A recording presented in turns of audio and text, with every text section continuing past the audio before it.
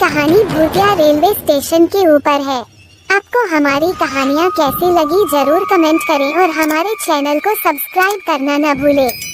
धन्यवाद। तो अब कहानी शुरू करते हैं। रात का तीसरा पहर था। चारों ओर सन्नाटा पसरा हुआ था।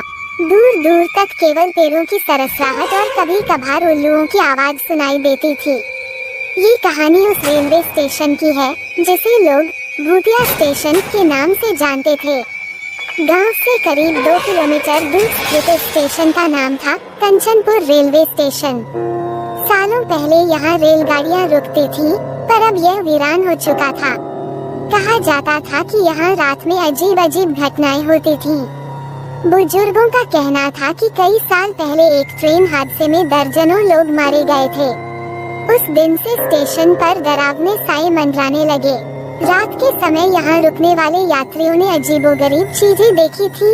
कोई बिना सिर वाली छाया, तो कभी किसी के रोने और चीखने की आवाजें।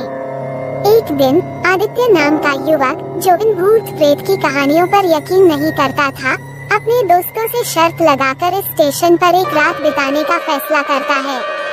भूत कुछ नहीं होते, उसने ठहाका लगाते हुए कहा था। आदित्य एक टॉर्च और कुछ खाने पीने का सामान लेकर स्टेशन पहुंच गया। पुरानी जर्जर इमारत और टूटी फूटी बेंचों को देखकर ही उसका दिल थोड़ी देर के लिए कांप गया। पर उसने हिम्मत जुटाई और एक बेंच पर बैठकर किताब पढ़ने लगा।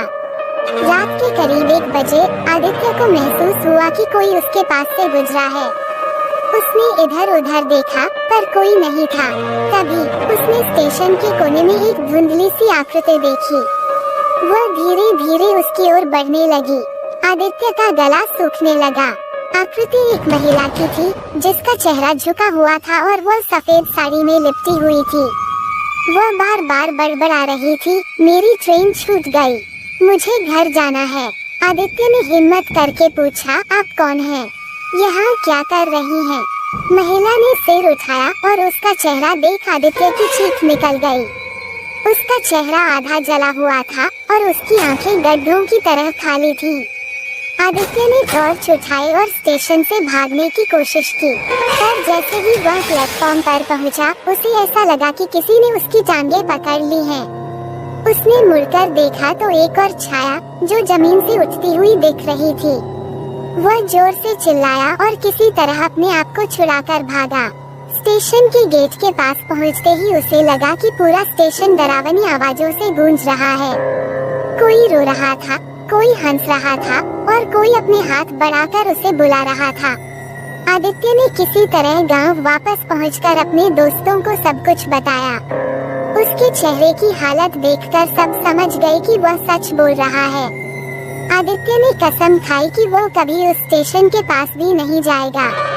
कुछ दिनों बाद गांव के एक बुजुर्ग ने बताया कि वो महिला उस ट्रेन हादसे की एक यात्री थी, जो अपने घर लौटने के लिए स्टेशन पर इंतजार कर रही थी।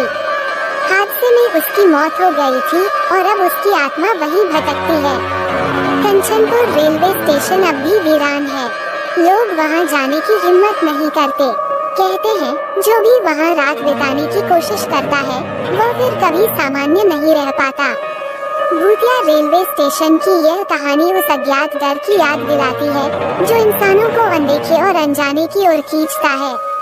कंचनपुर स्टेशन भले ही वीरान हो, पर उसकी कहानियाँ हमेशा जिंदा रहेंगी। और अच्छी कहानियों के लिए लाइक, शेयर और सब्सक्राइब करें और कमेंट करना ना भूलें। देखने के लिए धन्यवाद।